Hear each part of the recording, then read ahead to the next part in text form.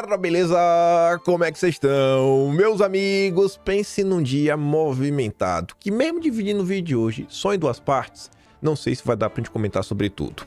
Onde teve muita coisa ligada, inclusive aos Estados Unidos, Magnitsky, ministros do Supremo se movimentando, tentando avançar um projeto de lei. Não ache isso estranho, porque a Globo News não achou, então você também não pode achar. Aí também tem mais algumas coisas ligadas à anistia. E tudo isso tá na segunda parte do vídeo de hoje. Eu tô aqui só falando por alto, porque eu não sei nem se a gente vai conseguir chegar lá. Porque quando se trata de Jair Messias Bolsonaro e Eduardo Bolsonaro, a imprensa parece que tem um alvoroço, as redes sociais também. E o dia de ontem foi um prato cheio. Quero comentar sobre o Jair, sobre a direita. Uma entrevista aí que surgiu para o Jair, né, conceder, uma entrevista estranha, que não pode ser ao vivo, não pode falar de determinadas coisas. Eu acho que isso abre o ponto aí para algumas discussões. Tanto Eduardo quanto Carlos Bolsonaro falaram algumas coisas ontem, inclusive foi notícia, e que eu acho que vale a pena uma reflexão. Eduardo concedeu entrevista exclusiva para o SBT, falou mais algumas coisas. Na verdade, ele reafirmou coisas que ele vem falando. E aí o Paulo Figueiredo apareceu ontem falando algumas coisas também, umas em relação à saúde de Bolsonaro, que ele fala lá no Metrópolis, concedeu entrevista, e falou também sobre 2026, algumas coisas que estão acontecendo. Mas foi um recorte que eu vi na rede social do Paulo Figueiredo falando de Eduardo, e Paulo Figueiredo fazendo uma leitura de cenário que me pegou. Me pegou porque eu falei, gostei disso daqui. A gente vai chegar lá, naquela também do relembrar e viver, resgatando mais algumas postagens antigas interessantes aí de Olavo de Carvalho para o momento atual e o que significa, né, a empreitada de Eduardo Bolsonaro. Enfim, já tô falando demais, a introdução já tá longa, vem comigo que eu te garanto que tem muita coisa pra gente comentar. E vamos lá, vamos falar no início da entrevista. Eu acho que dá muito espaço pra gente discutir sobre várias coisas. Quem resolveu acionar a justiça para conseguir uma entrevista com Jair Messias Bolsonaro foi ninguém mais, ninguém menos que a Pantera Cor-de-Rosa.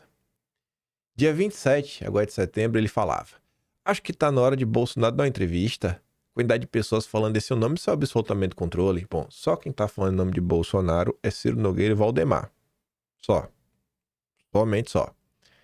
Mas pra ele tá ruim. Não sei o que é que ele quer falar com isso. E, assim, ele que sabe qual é a hora, viu? Que Bolsonaro tem que falar ou não. Ele que sabe a hora. Os nossos garotos da Faria Lima. Aí ele volta. Buenas. Moraes autorizou a entrevista com o presidente Bolsonaro. Agora é hora de voltar no tempo e ler os comentários abaixo. Aí o Fábio Van Garten, que ajuda aí e muito na comunicação, não só de Bolsonaro, do Eduardo, mas da direita como um todo, fala logo: buscando holofotes às custas de um presidente perseguido, sequestrado, mal de saúde e mal de cabeça. Isso não se faz. Está registrado aqui. Não foi por falta de avisos. Amigo e aliado são aqueles que têm compreensão do momento, calma e lealdade. E realmente fica aparecendo, né, as segundas intenções.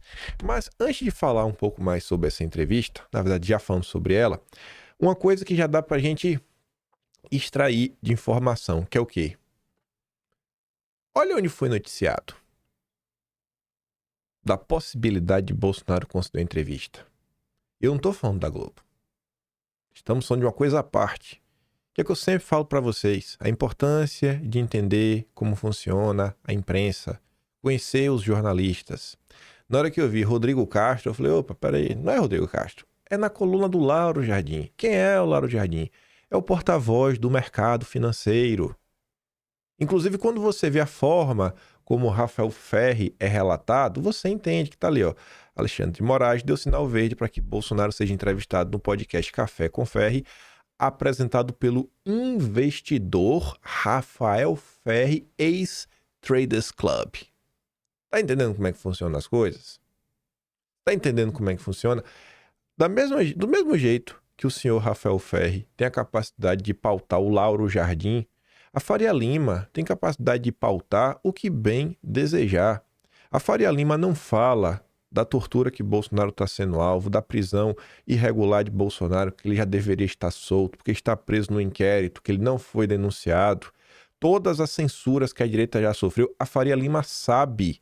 E se ela quiser, ela falava. Ela não só conseguiria colocar no próprio Globo, na coluna do Lauro Jardim, como a própria revista Piauí, que um dos donos é ligado ao mercado financeiro, que é o João Moreira Salles, família Moreira Salles, da Unibanco.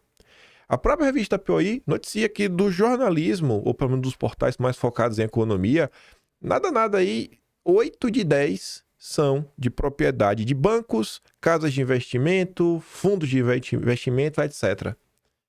Aí, para você ver que entrevista bacana e porreta, ó. Segundo o pedido feito pelo podcast, não seria transmitida ao vivo e respeitaria eventuais sigilos e decisões judiciais. Então vai falar do quê? Vai lá para tentar obter uma respostinha sobre 2026 do que a Faria Lima quer ouvir? Vocês estão entendendo como são as coisas? Se Bolsonaro não vai, aí reclama. Fala lá, ó, a gente aqui da Faria Lima deu oportunidade, ele que não quis falar. E se Bolsonaro for, é para falar coisas que eles já vão deixar aquela margem de manobra minimamente, né, estreita para tentar levar numa direção e, no máximo, tentar constranger. Dá para vocês uma coisa dessa? Isso é a Faria Lima. Isso é a coluna do Lauro Jardim. Aí o pessoal começou a falar, né? Absurdo, rapaz. A cara de pau de um oportunista como esse. Ele foi lá. Desconfie de quem não quer que Bolsonaro conceda entrevistas. Desconfie muito. Aí o Van Garten mais uma vez responde. Desconfie de que quer likes a todo custo sem respeitar tudo e todos. É vagabundagem e comigo isso não tem vez. Aí veja só, gente. Por que esse cidadão ele não luta para Bolsonaro ser solto? Está preso sem necessidade, ele não foi denunciado. As cautelares que Bolsonaro está cumprindo são de um inquérito que ele não foi denunciado. Mas ele não se contentou aí, não. Ele foi lá gravar videozinho. Foi gravar o videozinho. Alexandre de Moraes aceitou hoje meu pedido para entrevistar Jair Messias Bolsonaro. Eu, que sou um dos grandes apoiadores da direita no Brasil. Ele é um dos grandes apoiadores da direita no Brasil, viu? Fala dele, fala da Pantera Cor-de-Rosa. Entrevistei todos os líderes da direita, sempre estive com a direita, sempre estive com a família Bolsonaro. Me causa surpresa hoje ouvir críticas da direita de pessoas que não querem que o presidente Bolsonaro se pronuncie ou fale.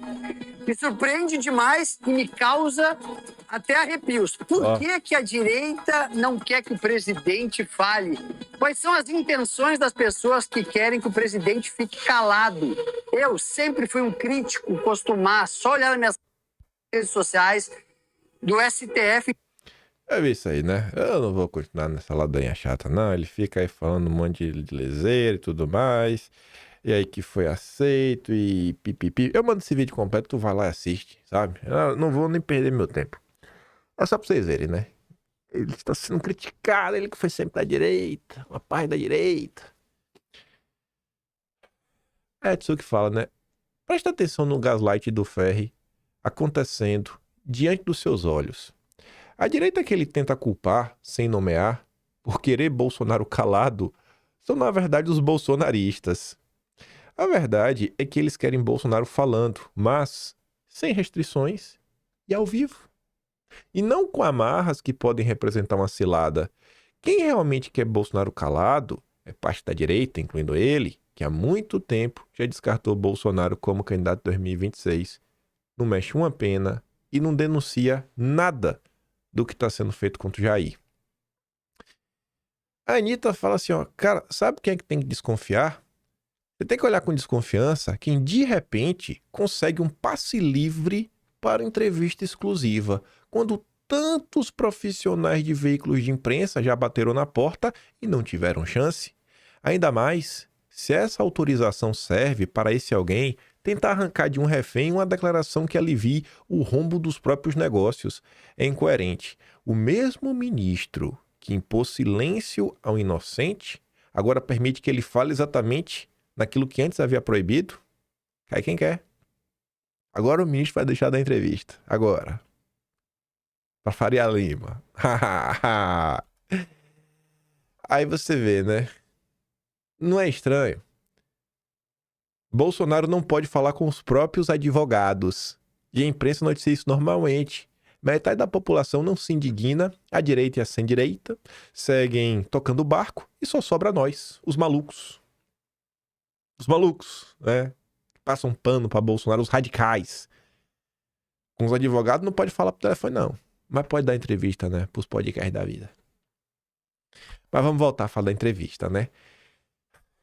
Carlos Bolsonaro.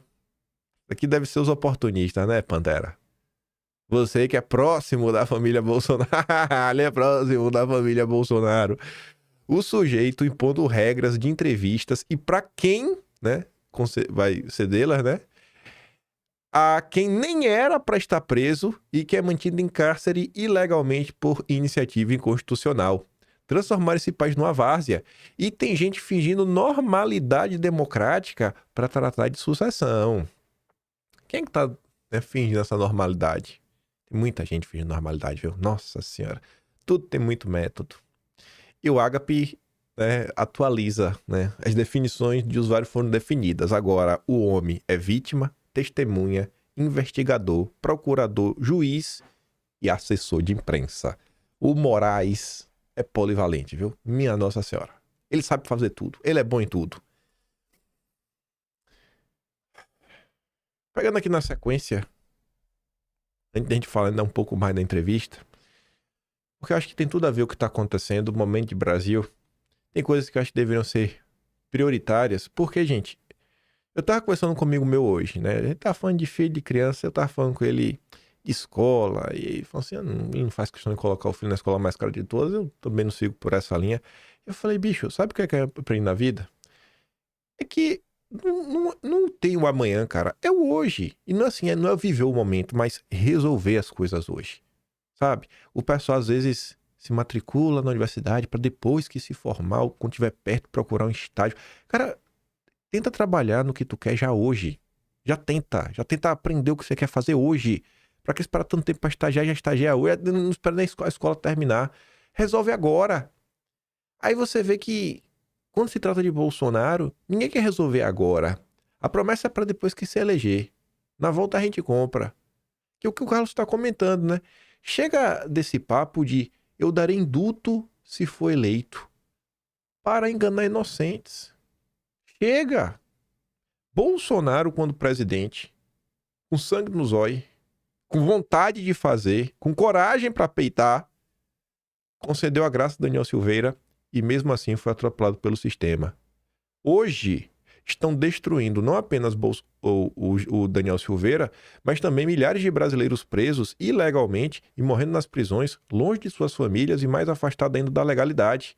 É hora de mostrar a verdade sobre a destruição dos direitos no Brasil e partir para a defesa real da democracia. Bolsonaro está preso de forma ilegal, assim como tantos outros inocentes. Enquanto isso, a imprensa e a organização escolhem quem podem ser, né, a direita permitida, criando fantoches para controlar a oposição. Defender a verdade e denunciar os abusos é estar de fato ao lado da democracia e da direita. Tanta gente com muito poder, com voz.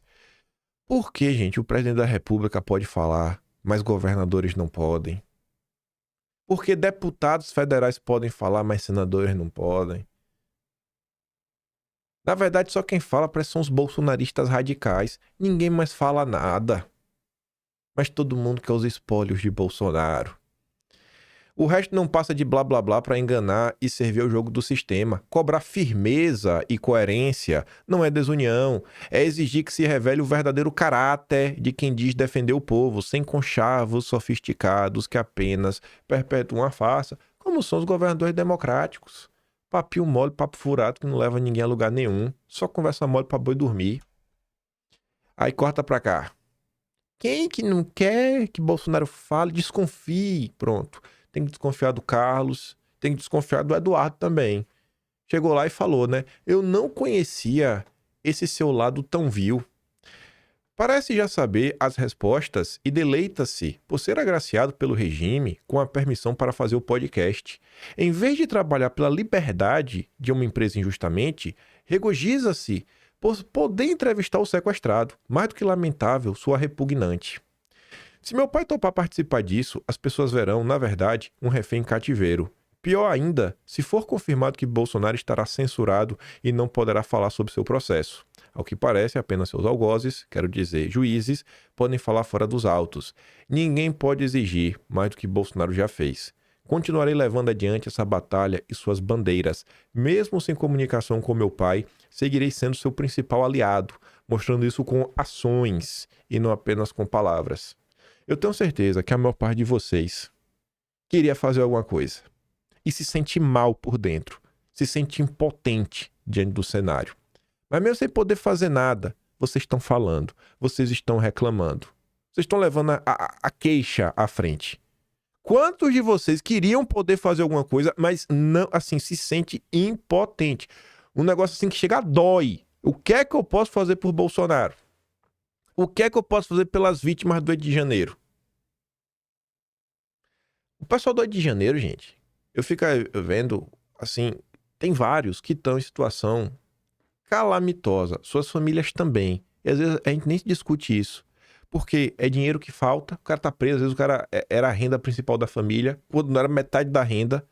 A família de muitos tá na pior, as FAV aí tá o tempo todo correndo para tentar ajudar, não deixar o pessoal na mão. Às vezes garantir o básico, garantir a comida, o prato de comida do dia. Aí tu pega aqui o representante da Faria Lima, tá fazendo o quê? Já não denuncia, não quer nem coçar o bolso, coça o bolso aí, cara. Ajuda as vítimas, pelo menos. Já estão sendo tão injustiçados na cadeia pra não faltar comida pra família delas. Ninguém liga, pô. E fica aí esse papinho, União da Direita. Projeto T, o plano T, Tarcísio. Por fim, Dado termina falando, no entanto, se for mesmo falar com meu pai pessoalmente, ao menos leve o recado de que mesmo aqui à distância, eu, Heloísa, Geórgia e Jair Henrique o amamos e temos muita saudade e orgulho dele. Corta pra cá. Eduardo ironiza União da Direita e Carlos cobra aliados que prometem perdão a Bolsonaro após anistia ampla perder força. Eduardo também subiu o tom. Em vídeo pediu liberdade para Bolsonaro e questionou: o maior líder político da América Latina está preso ilegalmente. Cadê a tal União da Direita? Ninguém abre a boca. Ninguém abre a boca num caso que ele está preso no inquérito, que ele não foi denunciado. Aí tu quer me convencer que vai ser Tarcísio, Zema, Caiado, Ratinho Júnior. Então calados que vão dar um indulto para Bolsonaro, vão peitar o sistema, vão peitar o Supremo. Não consegue abrir a boca agora, vai ser depois.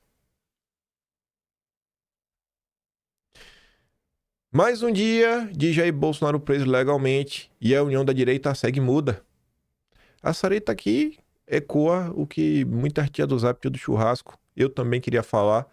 Veja como falta a virtude nesses políticos. São incapazes de comentar uma injustiça acontecendo hoje com a liderança política, porque isso poderia prejudicar os seus planos pessoais de poder, uma vez que a elite política, financeira e intelectual do país concorda com essa injustiça, por tirar do caminho quem não se dobra a ela. Para ficar de bem com a turminha que manda e desmanda, todo mundo fica calado. Imagina uma postagem assim, pô. Na boca de qualquer governador democrático. Mas tinha que ser no Judinir, né? Bolsonaro sob cautelares em inquérito que não foi denunciado. É revoltante ver o presidente Jair Bolsonaro submetido a medidas cautelares no inquérito 4.995, um processo no qual ele nunca foi denunciado, e mais absurdo ainda é usar a condenação na farsa da trama golpista como justificativa para mantê-las. Essa farsa não tem relação alguma com esse inquérito. Quem pensa assim atropela a lei e o direito de defesa. Além disso, a condenação do Supremo ainda não transitou em julgado, não pode servir de escudo para violar garantias constitucionais. Permitir que um ex-presidente viva sob tornozeleira, prisão domiciliar e censura sem um devido processo formal é conformar-se com estado de exceção. Essa ilegalidade precisa ser denunciada em voz alta. Não há moral jurídica nem legitimidade para esse tipo de perseguição arbitrária. Custa? Se fosse o meu pai, Ave Maria, se fosse o pai de vocês, se fosse o pai de vocês, não, se bem, vocês já tratam o Bolsonaro como pai. Cara, o que falta para o povo abrir a boca? O que falta? O cara que fez e aconteceu pra direita tá onde ela tá. Pra você ver como tá a situação dele. pela boca do médico. Bolsonaro segue com crises de soluços que ficam mais intensas quando ele fala muito. Deve ser por isso aí que o Ferg, que ele deu entrevista, né? Ele persiste com crises de soluços, mais intensas quando se exalta ou fala muito. O vômito ocorre de forma reflexa quando as crises ficam muito fortes e auxilia na interrupção dos soluços. Estamos insistindo em tratamento medicamentoso para controle e profilaxia dessas crises. Não tem uma causa definida e não consegue resolver. Olha a vida que esse cara tá vivendo. Qual o crime dele? Amar o Brasil. Tentar mudar alguma coisa. Despertar o povo. Acorda, gente, porque tá acontecendo, o povo acordou. Não, vamos destruir a vida dele. Aí o Paulo Figueiredo foi ontem lá no Metrópolis. Essa postagem aqui da Thalita, o próprio Carlos Bolsonaro repostou, né? O Carlos compartilhou. Não que o Carlos viu alguma... Sei lá, né? Acho que ele deve ter visto alguma coisa valorosa. Eu posso estar errado também. Não sou intérprete nem porta-voz do Carlos Bolsonaro. Falo por mim. Figueiredo, o presidente Bolsonaro não está bem de saúde. Não sei como alguém pode se aproveitar de uma pessoa nessa situação. Nós estamos falando de um senhor com uma série de problemas de saúde decorrente de uma facada que ele sofreu. Libertem o presidente Bolsonaro. Vamos aqui ouvir o Paulo Figueiredo. Mas nesse vídeo, esse vídeo aqui foi bacana, mas é o outro. É o outro vídeo que eu quero dar muito mais atenção. Então, se você juntar os pontos, isso está bastante claro, a ideia é, a não ser que vocês escolham Tarcísio como candidato de sucessão ao presidente Bolsonaro, ele vai sofrer as consequências para a sua saúde. E o presidente Bolsonaro não está bem de fato de saúde. O próprio governador Tarcísio deixou isso claro. Eu já venho chamando a atenção disso há muito tempo com as pessoas que eu converso, que têm contato direto com o presidente, que dizem que o presidente tem tido problemas de saúde grave, tem uma dificuldade até de falar, tem soluçado muito. Nos áudios com o Silas Malafaia, que o Alexandre de Moraes tornou público, a gente vê que isso é um problema que já vem se arrastando. E eu, sinceramente, não sei como é que alguém pode se aproveitar de uma pessoa nessa situação. Nós estamos falando de um idoso, um senhor, o presidente Bolsonaro é um senhor, com uma série de problemas de saúde decorrentes da facada que sofreu, que não consegue falar porque sofre crises de soluço. Eu não sei se você já teve uma crise de soluço, Pavinato. É uma das coisas mais agoniantes que tem. É agoniante você ter um dia. Agora você imagina meses e meses e meses do presidente Bolsonaro passando por isso. Por isso que eu digo, é um homem numa situação de refém para que possam ser atendidos conchavos das mesmas pessoas que fazem política completamente desinteressadas no Brasil e interessadas apenas nos seus cargos, nos seus esquemas, eu não estou nem aqui necessariamente falando de corrupção, mas nos seus esquemas lato sensu de poder. Então, é uma situação escandalosa. E é por isso que eu digo, a segunda coisa que eu não faço mais de conta que existe no meu comentário político é eleição. Porque isso não é eleição para 2026. Eleição para 2026 é a população escolhe quem são os candidatos que têm mais chance, esses candidatos vão às urnas e a população escolhe quem será o próximo presidente. E não só presidente, também temos questões dos candidatos ao Senado, a deputado e por aí vai. E hoje no Brasil nós não temos mais isso. Nós temos um pequeno grupo que está em conluio, do qual faz parte Alexandre de Moraes e do qual me parece fazer parte também Ciro Nogueira, que querem discutir quem vai ser o candidato da população vai escolher no ano que vem. E quem será esse candidato? Ora, qualquer um, menos um candidato que de fato represente o movimento chamado de bolsonarista. E agora você quer para se... Olha qualquer um menos o bolsonarismo. Teve uma coisa que eu tinha que... Era pra eu ter falado na introdução, porque ia ser um bom clickbait. E é verdade. Coloquei aqui. Acho que eu vou colocar pelo menos no título de hoje. Que é o que tá aqui na sequência. Falamos de união da direita. Já estamos falando de 2026. O descaso com Bolsonaro. E é normal falar, né? Imaginem se fosse com o PT. Enquanto na direita nem os aliados falam, a esquerda tem um grupo organizado de juristas com prerrogativas. Os políticos de esquerda, Ave Maria, eles param o país se for necessário. Mas além dos políticos de esquerda, eles ainda têm a base jurídica de apoio, que são prerrogativas. A direita, nem os políticos têm. Nem os que se elegeram às custas de Bolsonaro. Aí você vê todo mundo buscando o seu espacinho. Os conluios pelo poder. Na esquerda, o pessoal abre mão, o pessoal renuncia se for necessário. E para não ficar só no fala-fala, sem mostrar, veja isso daqui. Cara, eu li isso daqui, eu bati palmas. O Boulos é brabo. Que inveja eu sinto disso daqui. Como eu queria esse tipo de comportamento nos políticos da direita. Veja só. A escolha de Boulos. Deputado federal mais votado em São Paulo, com pouco mais de 1 milhão de votos. Não é pouca coisa. Boulos abriu mão de disputar a eleição em 2026. Aí você fala, mas como assim? Pois é. Ele abriu mão de disputar a eleição de 26. Por quê? Por uma causa que é maior que ele. E olhando o curto prazo. Porque o Lula vai passar. E talvez ele possa ser o herdeiro do Lula. Mas para ser o herdeiro do Lula, o Boulos não está chantageando nem tentando extorquir o Lula, como estão fazendo com o Bolsonaro. Ele está criando esse cenário para ele com trabalho, com entrega. Para ser ministro, Boulos terá de ficar até o final do atual mandato de Lula. Se Boulos quisesse disputar algum cargo no ano que vem, ele teria de sair do governo em abril. Aceitar ir agora para o governo significa, portanto, renunciar a uma reeleição. Não é quase certa, não. É certa. E não só uma reeleição certa, uma reeleição que, para o pessoal, além de eleger o Boulos, ele enfia mais 2 na máquina. Ou seja, ele está apostando, ele tá renunciando à eleição e apostando na reeleição do Lula e em ser escolhido novamente como ministro. É uma tripla aposta.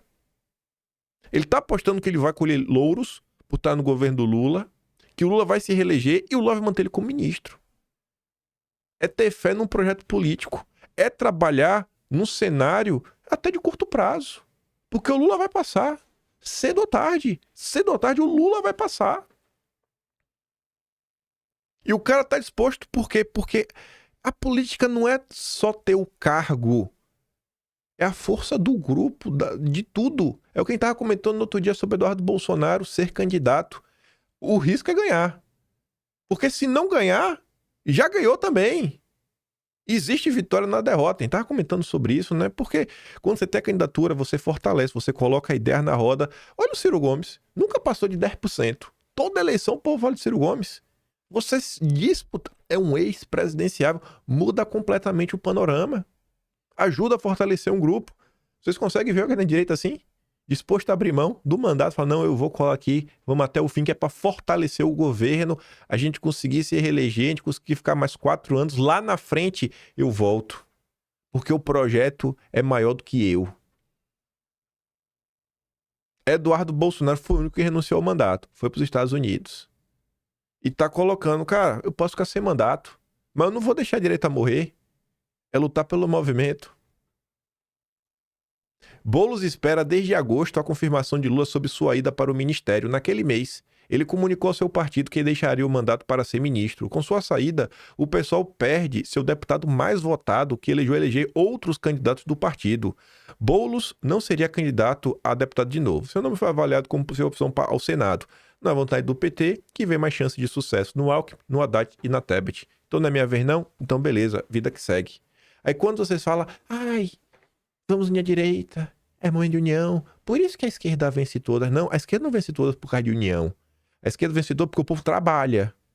Porque o povo realmente tem um objetivo e o povo não fica só no falatório. O povo entrega resultado.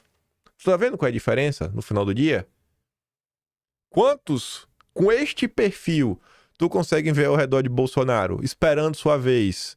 Às vezes até achando que Bolsonaro foi injusto. Pô, Bolsonaro, sei lá, sou deputado federal, queria ser senador, pô, tu me deu um pause aí, vou ter que esperar mais, mas vou esperar, vou ficar quieto. Sabe? O povo não, o povo fica até com raiva, mas como assim, Bolsonaro não me chancela pra eu ser isso, pra eu ser aquilo outro? É tudo no tempo deles. O cara se elege hoje vereador, amanhã ele já anuncia que ele vai ser candidato a deputado estadual ou federal. Oi, o cara fica, mano, tu nem tomou posse como vereador, calma. Não, mas se Bolsonaro não me apoiar, é um vagabundo de um safado. Tu tá vendo a diferença? O contraste de quando é com a esquerda e quando é com a direita? Aí vamos voltar. Vamos voltar a falar. Ele tá falando a mesma coisa, na verdade. Ele tá voltando. Nem saímos ainda de 2026, os Bolsonaro como um todo. A resposta de Eduardo Bolsonaro sobre a chapa presidencial formada por Tarcísio e Michele. Há poucos dias, Eduardo Bolsonaro foi perguntado por membros do PL sobre uma chapa de Tarcísio com a Michele de vice. Eduardo rechaçou prontamente a ideia e deixou claro que segue com o plano de concorrer ao Palácio do Planalto. O parlamentar tem deixado claro que viu o governador de São Paulo como representante do que chama de direita permitida e afirma que não deixará um nome de fora da família angariar o capital político. Em relação a Michele, Eduardo acredita que ela, apesar de ser esposa do pai, não é um nome que representa o clã. Eu não sei nem se na questão de representar o clã, acho que talvez, vou falar por mim, né, pelo menos, representa o que eu enxergo como o bolsonarismo, né, as ideias. E Eduardo tinha dado uma entrevista ontem no SBT, exclusiva, e a manchete, 3 parágrafos, já deixam bem claro. Eduardo Bolsonaro diz que, sem o pai, será candidato ao Planalto em 2026 e que fará campanha dos Estados Unidos. Calma que temos respostas, até para a segunda parte. Mas como assim campanha lá fora? Calma, que isso aqui não é inédito não. Eduardo disse nesta quinta que será candidato ao Palácio do Planalto em 26, caso Bolsonaro, hoje inelegível e condenado a 27 anos e 3 meses de prisão por crimes como tentativa de golpe de Estado, siga impedido de concorrer. Ele afirmou que vai levar a candidatura até o fim, mesmo que o partido ou seu pai decidam apoiar outro nome da direita. Aspas. Eu acho que é um espaço. Robustei na candidatura quando o sobrenome Bolsonaro.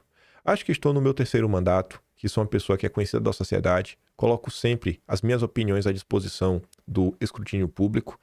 Acredito que nós estamos no momento em que estou maduro o suficiente. A única coisa que me fará não ser candidato é a candidatura do presidente Bolsonaro. Se tem uma coisa que eu acho que é fácil de, conseguir ter respostas, é o que Eduardo pensa. Primeiro que ele já falou de vários assuntos. Né, já foi provado. Segundo que, se você tiver alguma dúvida, você pode perguntar. Eduardo não tem o perfil de pessoas que fogem de responder. E complementou. Na condição que Bolsonaro está hoje, que considero na condição de refém, nós não podemos exigir dele que seja feita uma livre tomada de decisão. Se as estratégias dos nossos opositores forçarem Bolsonaro a tomar qualquer tipo de decisão, eu estou aqui para derrubar essa estratégia e vou obrigar o regime brasileiro a se expor. Eduardo ponderou que não descarta uma mudança de partido. Se for isso, se isso for preciso, e que voltar para o Brasil não está nos seus planos agora, pelo risco de uma prisão. Por isso, admite a possibilidade de fazer uma campanha eleitoral à distância, apostando na força da internet. Eduardo fez referência a Epitácio Pessoa, eleito o 11º presidente brasileiro em 1919, depois de passar a campanha em Paris. A gente já teve no passado do Brasil, mesmo antes das redes sociais, né? Na virada do século XIX para o XX, tivemos 100 anos atrás um presidente que foi eleito mesmo estando fora do país. Então, isso daí não seria novidade. Só um complemento rápido com o nosso amigo ChatGPT. Eu vou perguntar, né? Como é que foi a campanha eleitoral do Epitácio Pessoa? O Partido Republicano Paulista e as forças políticas de Minas Gerais decidiram lançar o nome de Epitácio Pessoa, que naquele momento estava em Paris, como chefe da delegação brasileira na Conferência de Versalhes, pós-Primeira Guerra Mundial. Epitácio foi escolhido porque era considerado um nome de consenso e de neutralidade regional. Ele era paraibano, o que agradava o Nordeste, mas tinha bom trânsito em São Paulo e Minas. Inclusive, uma curiosidade, Epitácio Pessoas é um dos poucos presidentes da República Velha que não foi da bucha. É ele... Então, se foram 2 ou se só foi ele. Eu tô na dúvida. Só 2 não eram da bucha. Que curioso, né? Ele sequer participou ativamente da campanha no Brasil, pois continuava em Paris. Sua candidatura foi sustentada principalmente pelas oligarquias estaduais. A campanha foi organizada essencialmente pelas elites políticas ligadas ao PRP e ao PRM. Foi uma eleição sem grande mobilização popular, dentro do padrão da república oligárquica, marcada pelo voto controlado, o chamado voto de cabresto.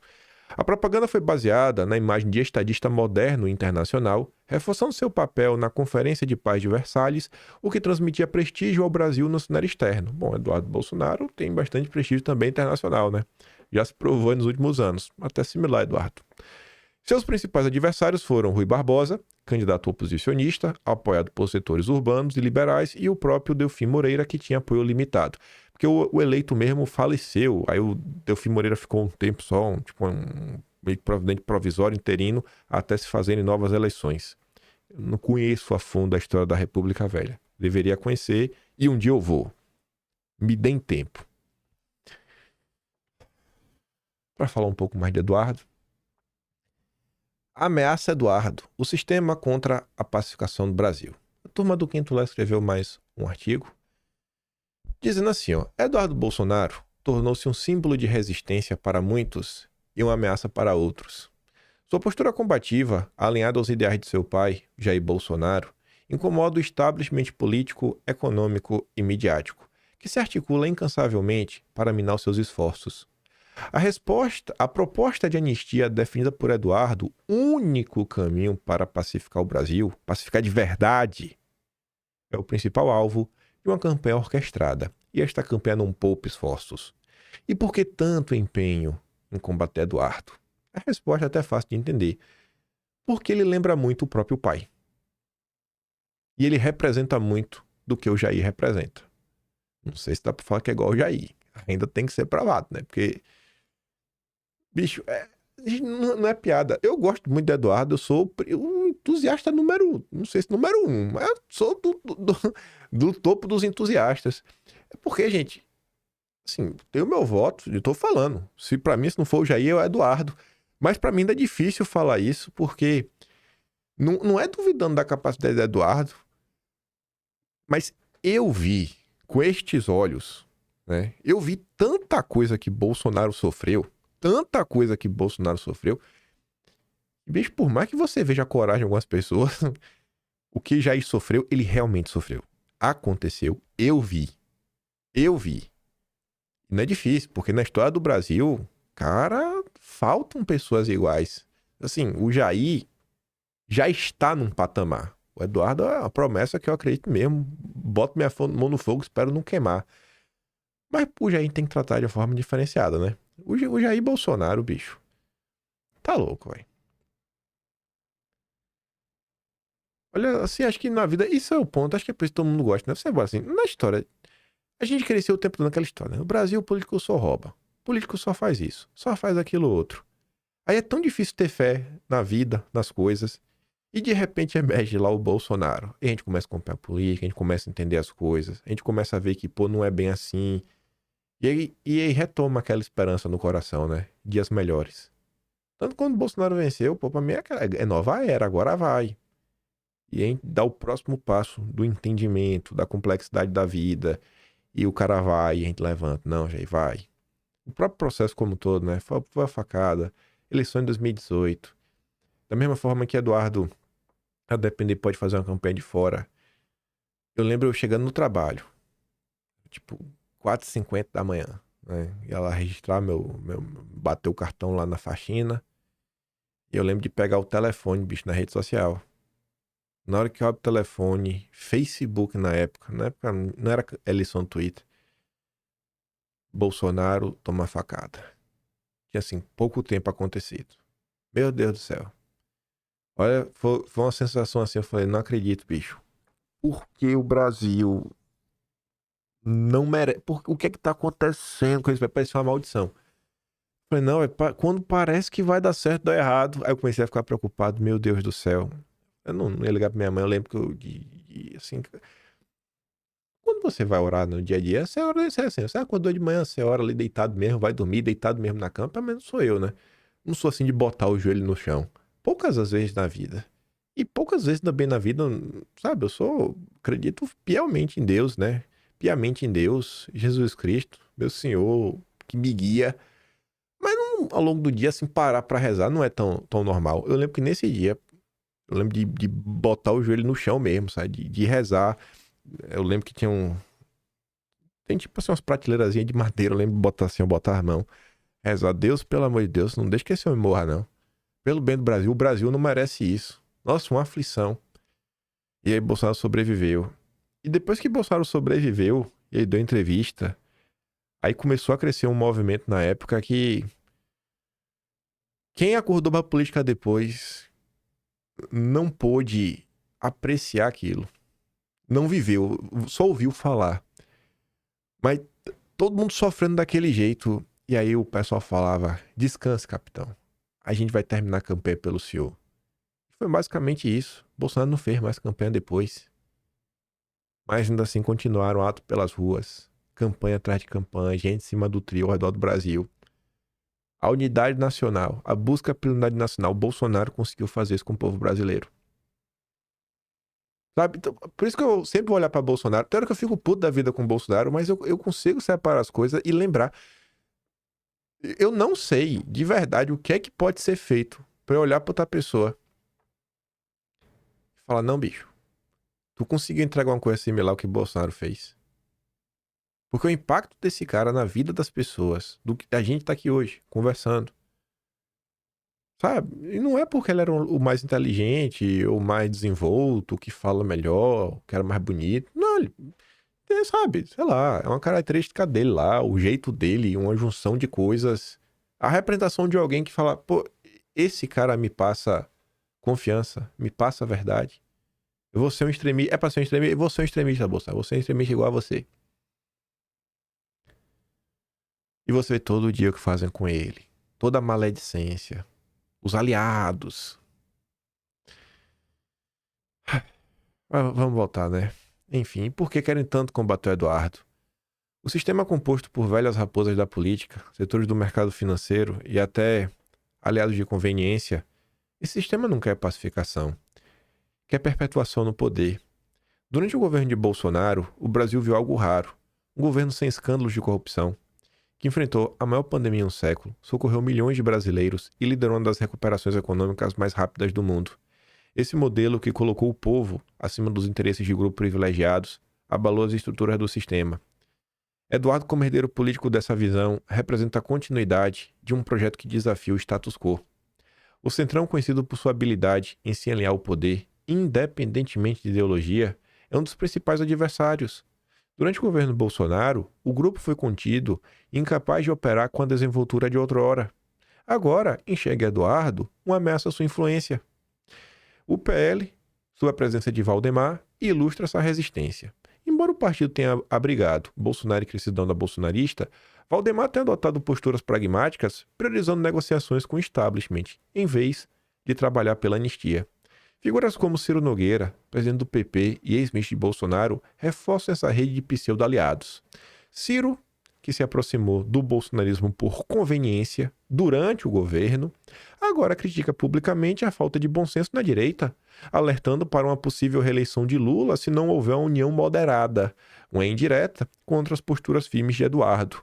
Até Tarcísio, governador e ex-ministro de Bolsonaro, de um jeito mais discreto, colabora adotando uma postura cautelosa, evitando confrontos diretos com o sistema. Sua aproximação com setores moderados e o mercado financeiro levanta suspeitas sobre sua lealdade aos ideais que o elegeram. O mercado, aliás, é outro ator relevante no arranjo. Grandes investidores e instituições financeiras que lucram com governos permissivos veem Eduardo e, na anistia, um risco à estabilidade de seus interesses. A possibilidade de um Brasil pacificado, mas não submisso, assusta quem sempre se beneficiou da subserviência política. A imprensa, com notícias plantadas, manchetes sensacionalistas e narrativas distorcidas, pinta Eduardo como uma figura extremista. A anistia é retratada como uma afronta à democracia, quando, na verdade, é uma tentativa de resgatar a unidade nacional. O sistema não quer diálogo. O sistema quer controle. Muitos se aproximaram de Bolsonaro quando ele ascendeu ao poder, mas nunca abraçaram verdadeiramente seus valores. O sistema se reorganiza porque no governo de Bolsonaro não pôde fazer o que sempre fez, serviço do povo. A ameaça Eduardo não é contra o Brasil, mas contra um sistema que teme perder os seus privilégios. E aí que vem esse vídeo aqui do Figueiredo, que eu gostei e muito.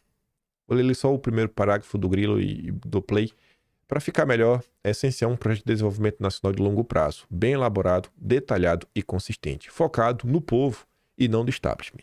Paulo Figueiredo vai falar do Brasil, no momento, do Eduardo. Vamos botar aqui. Vejam só. Esse aqui eu quero botar com imagens. Até porque Paulo Figueiredo não vai reclamar de direito autoral, né? Pelo amor de Deus, Figueiredo. Tá tudo errado. Será que Eduardo tem um projeto de poder pessoal mesmo? Eu tenho que dizer uma coisa a vocês aqui. Eduardo Bolsonaro é uma das pessoas menos interessadas em poder que eu conheço. E eu acho que é por isso que a gente se dá tão bem. Eu acho que é por isso que eu gosto tanto dele. Porque, afinal, os grandes líderes são aqueles que não são apegados ao poder e entendem que há uma missão infinitamente maior do que o cargo que eles ocupam. No caso do Brasil, o que a gente precisa é de um sucessor, não é o espólio político do pai. O que nós precisamos é de um sucessor para esse movimento que se chama de bolsonarismo. Não é o espólio para tocar, é o sucessor. Eu quero que continue o que Bolsonaro começou. Eu não quero que mude. Eu não quero que nada pro centro. Eu não quero um moderado. Eu quero que continue o que Bolsonaro fez. Dê o próximo passo. Que não jogue na lata do lixo e comece tudo do zero. Não, Bolsonaro já começou.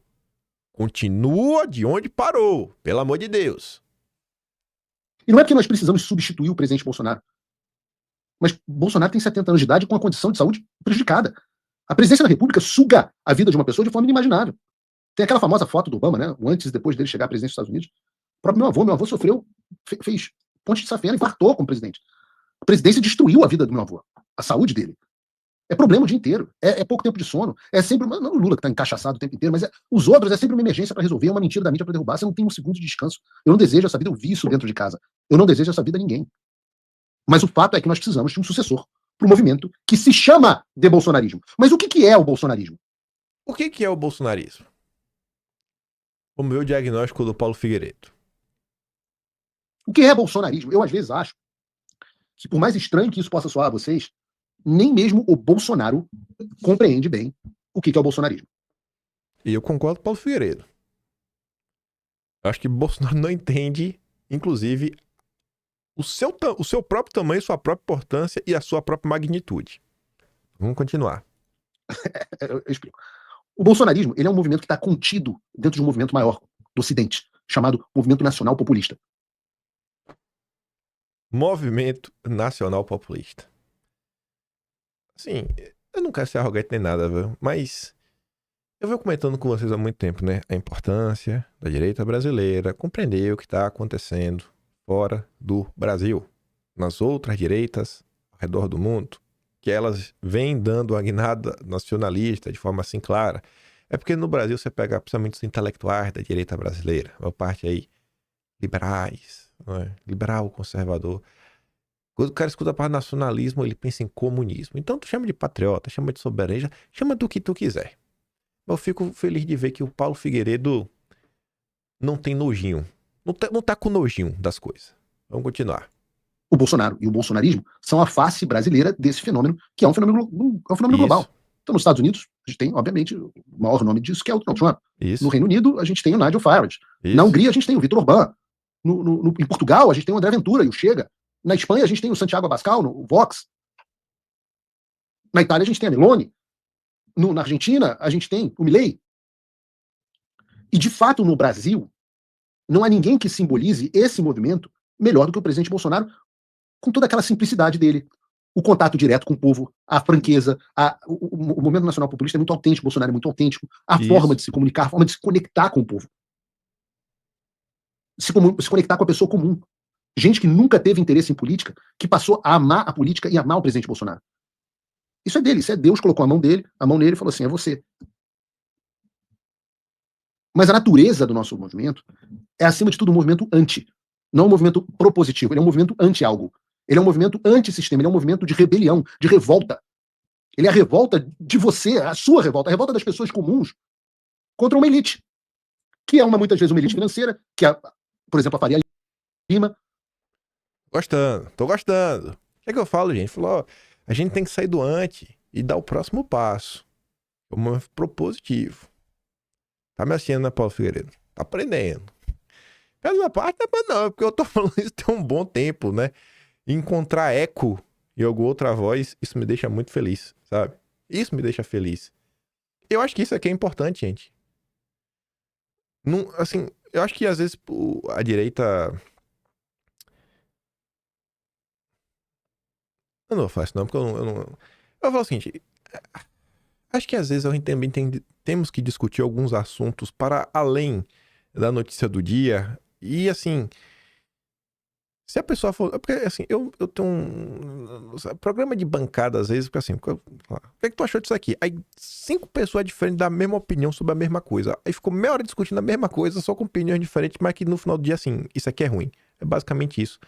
Às vezes falta a gente começar a tentar falar outras coisas, analisar outros contextos, ter outro tipo de discussões. Eu acho que esse tipo de discussão é importante. Ajudar a politizar as pessoas. Paulo Figueiredo que já falou alguma coisa que já deixou o Constantino maluco.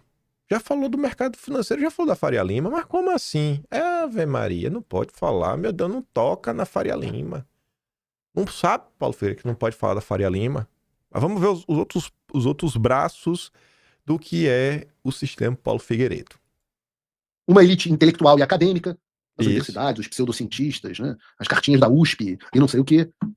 A elite midiática, a velha mídia representada aí especificamente pela Globo News. E uma elite política. Uma elite política, o centrão, o establishment.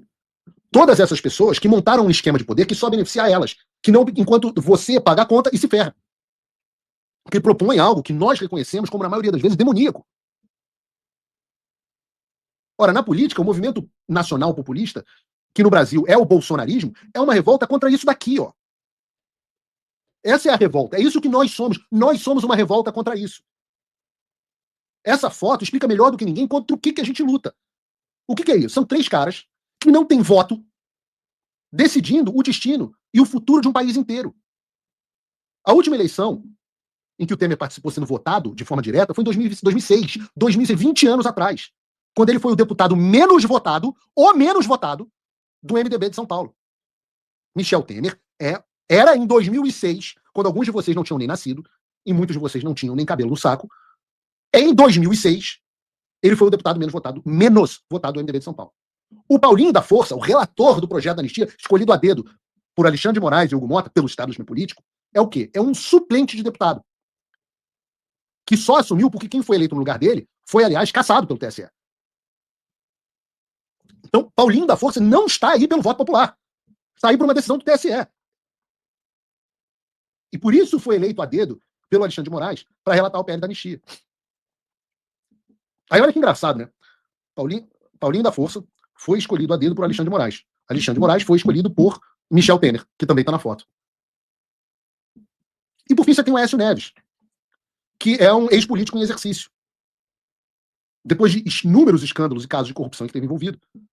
Um cara que saiu de ex-candidato à presidência da República, que pode até ter tido a eleição dele roubada, ex-senador por Minas Gerais, ex-presidente da Câmara dos Deputados, hoje ele mal consegue se eleger deputado federal. E isso aí, essa imagem, é o símbolo do establishment.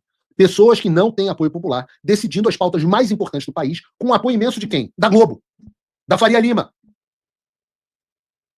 O nosso movimento, isso que você chama de bolsonarismo, é um movimento anti esses caras.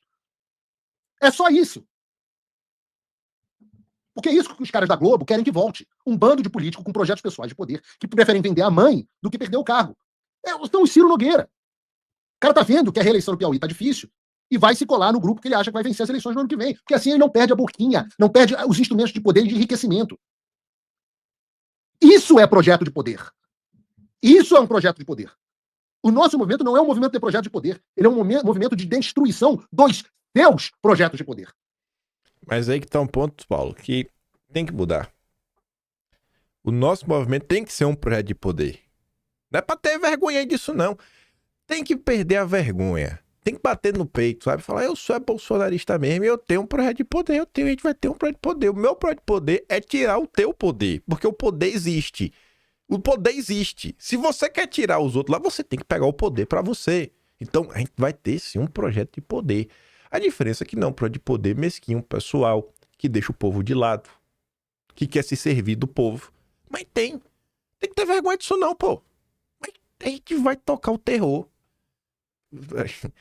Vocês vão tocar o terror, não. Porque eu falo assim, a gente fica parecendo até que eu vou entrar pra alguma coisa. Eu não vou entrar, não. Nada. O Paulo Figueiredo daí já colocou o nome dele na roda, falou que podia ser, acho que medida de defesa por 15 dias. Eu não falei nada, não serei, não estarei com o nome nas urnas e também não quero cargo nenhum. Mas só a gente falar, né? Nós bolsonaristas vamos sim ter poder, a gente vai botar pocando. Eu não tô aqui para ter poder nenhum. Eu tô aqui para acabar com a vida de todos vocês. É só isso que eu tô fazendo aqui. Não, eu tô aqui pro movimento ter poder. Eu tô aqui pro movimento ter poder, para falar, para informar. Você também, Paulo Figueiredo. O que você tá fazendo, você pode não querer o poder. Mas o que você tá fazendo, falando, tentando explicar, é pro movimento ter poder. Não podemos ter vergonha disso não, pô. É bater no peito mesmo, sabe? Falar, estamos aqui para isso. Vamos fazer, vamos acontecer. A gente vai salvar esse país. Que do Zap, obviamente, né? A gente tô ampliando, né, a discussão. Eu não tenho proposta nenhuma. Eu só quero que vocês se fodam. É só isso. A gente precisa ter proposta. Precisamos ter. Não pode só ficar nisso. Porque pra botar pra essa galera se dar mal, você tem que saber como se dar mal. Não dá pra gente pegar, por exemplo, a questão da PEC da blindagem, colocar pra andar e tá a turma do Novo falando que é PEC da bandidagem, né? Puxada aí pelo Deltão Dallagnol. Não dá pra gente tratar de algumas medidas econômicas e dar pra trás no primeiro momento que o mercado começar a reclamar. Tem que ter um projeto, tem que entender. E mais do que só o projeto, a gente também tem que entender o país, a sua amplitude e a sua complexidade histórica. Entender os agentes não apenas o que eles representam hoje, mas o que eles representam ao longo do tempo. A Globo, todo mundo consegue entender que é uma peça do sistema, mas como surge a Globo? Como cresce a Globo? Quem já apoiou a Globo? Qual o papel dela ao longo da história do Brasil? Isso é importante. Quem está por trás do Estadão, a família Mesquita? Qual o papel da família Mesquita? A gente tem que entender isso daí também. Temos que dar o próximo passo. Se a gente quer realmente botar pra pocar, pra nego ficar maluco, a gente tem que entender muito bem o que a gente tá fazendo. Temos que entender muito bem o que a gente tá fazendo. Agora alguém precisa carregar essa bandeira eleitoralmente. E eu posso dizer que tem que ser alguém que não tenha essa visão, não tenha esse projeto pessoal. E Eduardo Bolsonaro, meus amigos, é assim, não tem projeto de poder pessoal. Se tivesse, ele não tinha aceitado a chance de perder o mandato e a eleição para o Senado em São Paulo para vir para os Estados Unidos, viver uma vida de classe média e lutar pela liberdade. Então, a questão sobre Eduardo, a meu ver, é muito simples. Não há outro candidato antissistema que esteja pronto para suceder o Jair Bolsonaro.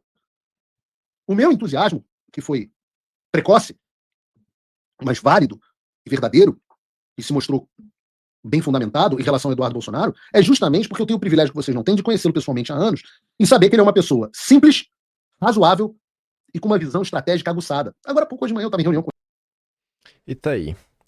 E para complementar o que tá neste vídeo, vamos recorrer ao Olavo de Carvalho. Desde 2022 que eu tô batendo, assim, algo falar na minha cabeça, cara, tem que começar a olhar algumas outras coisas e não ficar preso apenas na bolha da direita. E eu me mantive aberto, fui olhar muita coisa, cheguei a muita conclusão. E é por isso que até há muito tempo eu falando, gente, a gente precisa ter um projeto de país. E a direita brasileira tem que olhar para a experiência internacional e olha, a direita dando a guinada nacionalista. E eu não tirei isso da minha cabeça, né? É observação, olhando uma coisa, outra, etc, tudo mais. E muitos anos antes de eu chegar nessa conclusão, Olavo já tinha ido lá, Olavo tinha ido lá 20 anos, deixa eu ver, 25 anos atrás, Olavo de Carvalho já tinha chegado na mesma conclusão. Sabe, não dá nem pra brincar nessa brincadeira.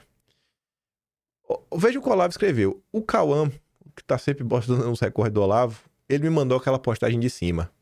Cheguei até a planejar para o ex-presidente um congresso nacionalista intercontinental que reuniria líderes nacionalistas de diferentes correntes para discutir a sorte das soberanias nacionais no novo quadro globalista hostil. Infelizmente, o Mo morreu antes de poder levar o projeto adiante. Eu fiquei nessa, né? De quem será que ele tá falando? Qual o ex-presidente que morreu? Eu pensei, o Collor tá vivo. Sarney também. FHC também. Aí sobe Itamar Franco, Tancredo, que não chegou nem a assumir, o João Figueiredo, sei lá, os outros lá, Médici, Geisel. Mas quem será que ele tá falando? Não sei, mas deve ser o Figueiredo ou o Itamar, né? Pela época. Aí eu vi na postagem seguinte, fui atrás. O Brasil poderia ter desempenhado um papel de relevo, se não de liderança, na explosão de nacionalismo por toda parte, se o ex-presidente Itamar Franco tivesse realizado o Congresso Nacionalista Mundial que ele sugeriu no ano 2000. Sugeri, e aí vieram os assessores iluminados dizendo que era teoria da conspiração. Vamos seguir. Se Itamar Franco, em vez de deixar a ideia ser usurpada por Ignacio Ramonet, que a reduziu a um festival de esquerdismo convencional, ele tivesse realizado o meu projeto de um Congresso Nacionalista Mundial, hoje a situação estaria mais clara e a disputa de globalismo versus nacionalismo, que é a questão essencial e substantiva do nosso tempo. Os países soberanos versus o projeto globalista.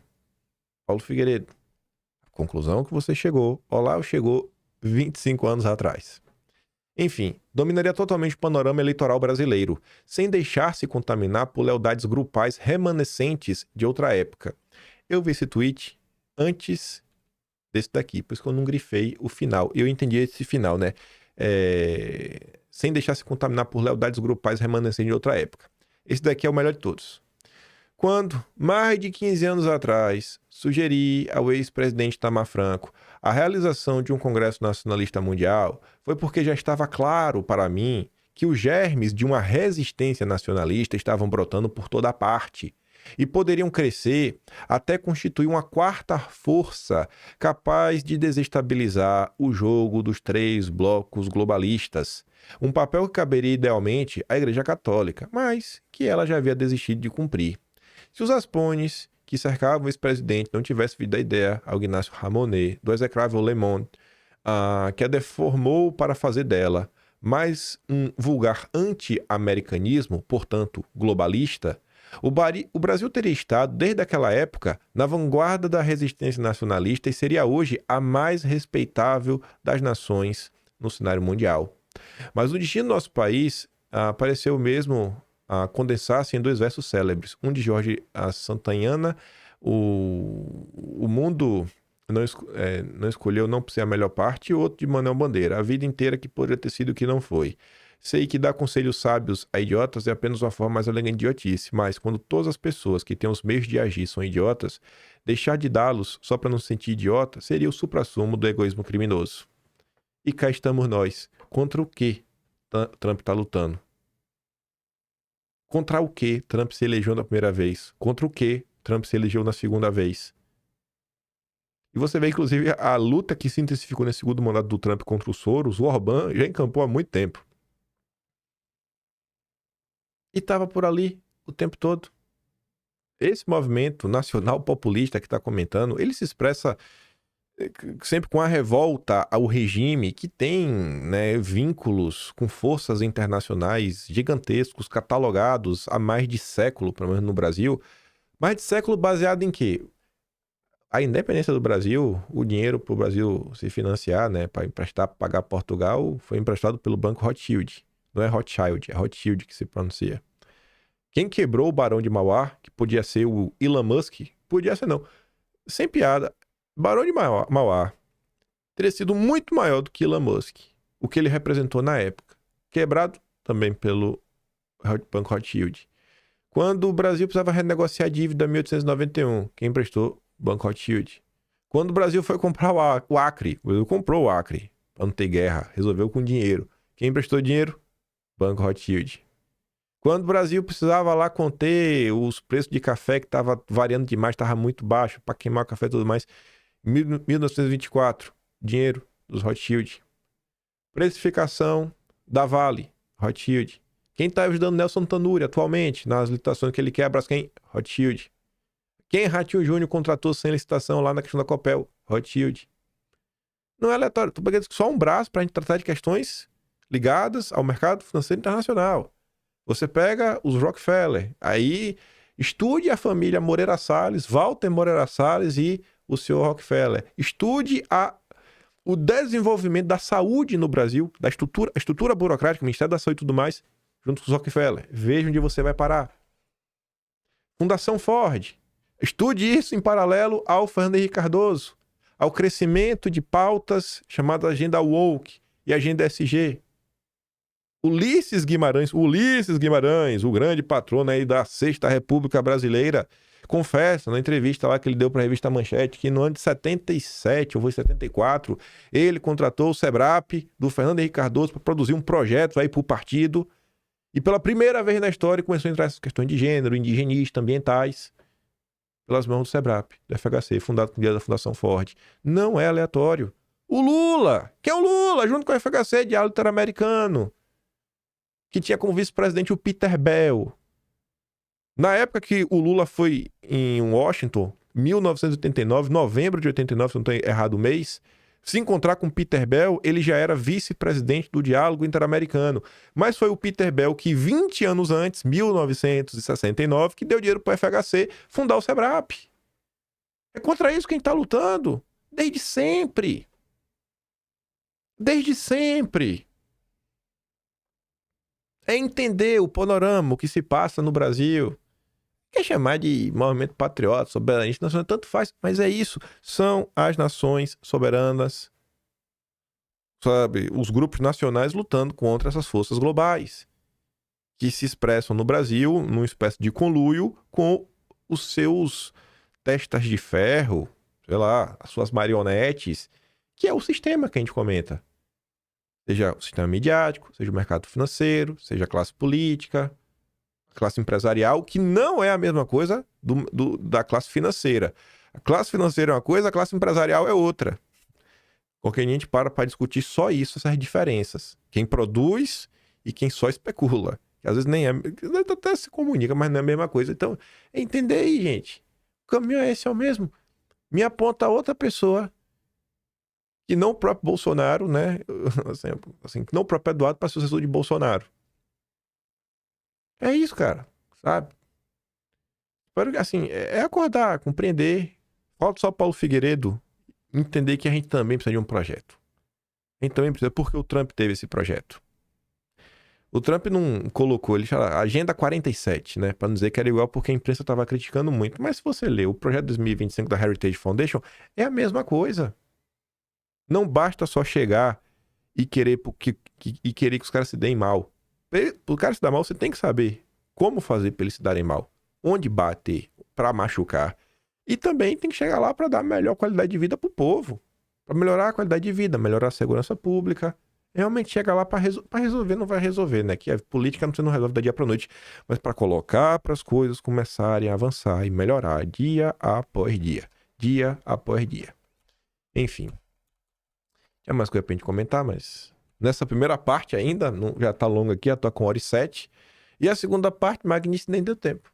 Né? É isso, vamos que vamos. Não deu nem tempo de falar talhar ferro ontem também. Aí tá acumulando, né? Vai acontecendo isso, no final do dia vai parar tudo no Atlas. Mas no Atlas tá lá, não se preocupem. Enfim, eu fico por aqui. Vou mandar os vídeos que eu dei play lá no... Não sei se precisa mandar os vídeos. Sei lá, tem tanto corte aí o tempo todo. Mas enfim. O que eu dei play, que eu já baixei, os dois que eu botei aqui, não vou mandar o vídeo da Pantera, não. Mas enfim, eu vou mandar uma coisa lá no Telegram, sempre mando vez ou outra também uns artigos lá do Quinto. O pessoal faz um PDF bonitinho. Se gosta do meu trabalhinho, quiser ajudar um pouco mais, pode ser um membro do canal. Tem um botão de valeu, tem o Patreon na descrição e tem o Atlas Brasileiro. Temos que dar o próximo passo. Amadurecer contra a direita, sabe? Continuar o que Bolsonaro fez. A gente não é pra gente disputar o espólio. É pra gente continuar o trabalho que o Jair começou. Sabe? O Jair merece isso. Que a gente continue dia por dia. Não é voltar, esquecer, não. É assim, Jair, onde é que o senhor parou? Pronto, a partir daqui a gente vai dar mais um passo. E vamos lá, e vamos indo. E se o senhor quiser, porque não pode cobrar também, né? Vamos, Jair. Quiser se perder de novo, tem todo o meu total apoio. Agora, do jeito que tá, se ele falar, eu não tenho saúde, mas vocês querem me matar, eu vou falar o quê? Não, Bolsonaro, vai lá, morre por mim. Sacanagem, né? Aquele grande beijo e abraço. Tamo juntos. Vejo vocês amanhã. Falou, meus amigos. Fui.